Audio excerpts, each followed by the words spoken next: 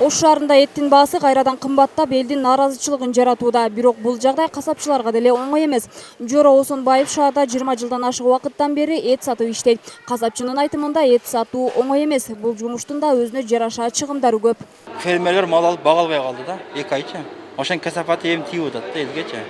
Мал жок, мал кымбат. Элдин баары касапчыларды жаман көрөт, агро тейип кетирген сөйдечи. Биз дыйкандан алабыз, анан союп сатабыз. Үстүнө бир 10 сомуна коебуз, ашча койбойбуз.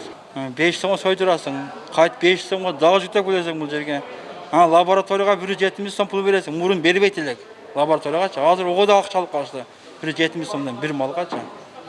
Убойн сектор дагы 100 сом болот справкага деп. Бир малдын үстүндө 2-3 миң расходу бар. Касапчылардын айтымында эттин баасы кескин кымбаттап жаткандыгынын эң жүйөлүү себептеринин бири малдын Өзбекстанга киргизилип жатканы болууда. Анткени Өзбекстанда эттин баасы кымбат болгон үчүн Кыргызстанга келип алып кетишет. Мына ошондуктан малга болгон баанын көтөрүлүшү этке да таасирин тийгизип жатат. Коңшу өлкөгө малдын киришин Кыргызстан тарап көзөмөлгө алса гана жеңил болот дешүүдө. Дыйкан бизге арзан бербей атат. Биз 30 миң алган малды олар 35 миң алып коюлат. Ошол себептен эт көтөрүлүп атат да. Биз жөндөн эле этти 400 сомго 390 сомго чыгарып албайбыз да. Onun için Özbekistan nemesini жабыш керек да. Башка эч жаппаса эт арзандабай эч. Алынган маалыматтар боюнча региондордо эттин баасы төмөндөгүдөй сатылып жатат. Алай районунда 380 сом, Араван районунда 390-400 сом, Карагулжа районунда 390-400 сом, Карасу районунда 390 сом, Ноокат районунда 370 сом, Өзгөн районунда 380 сом, Чоңалай районунда 360 сом, Ош шаарында 390-400 сом.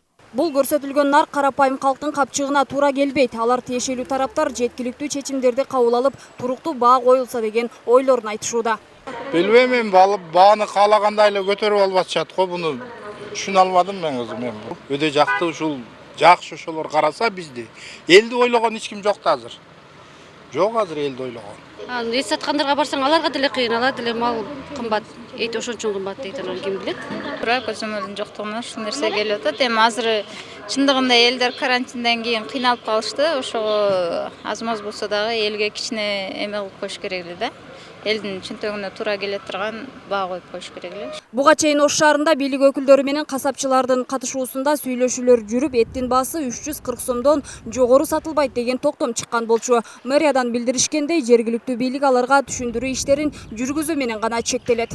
Эч кандай чара колдоно албайбыз, мониторинг гана жүргүзүлүп, касапчылар менен сүйлөшүп атабыз. Биз ошол барып жеринде көрүп атабыз, канчадан союлуп атат. Действительно, акыркы күндөрү ушул малга, бода малга болгон суроо талап жогорулагандыктан баалар да көтөрүлүп, натыйжада эттин баасы да көтөрүлгөн да. Ушул себеп болуп атат негизи. Бирок бааны жөнгө салат деген антимонополия кызматы эттин баасы 20% чейин кымбаттаганда гана өкмөткө сунуш берип, андан соң чара көрүлөт экен. Азыркы учурда бул пайыз 4-төн 11-ге чейинки гана көрсөткүчтү көрсөтүп жатат дешет. Бааны жөнгө салуу кызматы деп аталган менен аларга эч кандай укук берилген эмес. Бул багытта өлкөдө жарытарлык деле көзөмөл болбой келет. Өкмөт токтом чыгарат. Өкмөт токтом чыгаргандан кийин анан кийин жанагы эттин баасын комиссионна закупка кылып, комиссионнан карап, анан кийин так баасын аныктап туруп, анан кийин ошол бааны коебуз. Анан ошол бааны көзөмөлдөйбүз. Биз азыр данный момент антимонополия орган же башка органдар эч нерсе кыла албайт. Тиешелүү тараптар баа туруктуу болуш үчүн бул маселени чек ара жана бажы кызматкерлери чара көрүшү керек. Анткени малдар коңшу өлкөлөргө аткезчилик жол менен деле сатылып кетиши мүмкүн дешет. Монополияга каршы жөнгө салуу мамлекеттик агенттиги мораторийге байланыштуу соодагерлердин ишине кийлигише албастыгын баса белгилүүдө. Бул жаатта экономика министрлиги да иш аракеттерди көрүүсү абзел. Мимоза Жаныбек кызы, Бексултан Абиев, Ынтымак.